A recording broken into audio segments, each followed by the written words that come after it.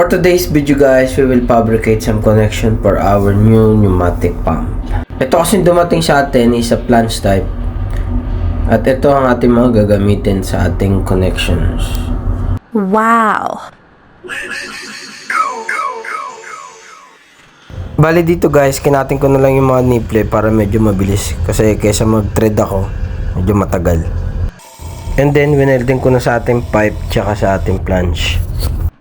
Nilagyan ko na rin ng mga teflon para siguradong walang leak yung ating mga connection. Wow! So guys, ito ready na. Pwede na ito ikabit. And then, naglagay na rin ako dito ng bulb para sa ating connection sa hangin. Para meron tayong control sa bilis ng ating bomba. Ito naman ang ating mga connection para sa ating mga hose.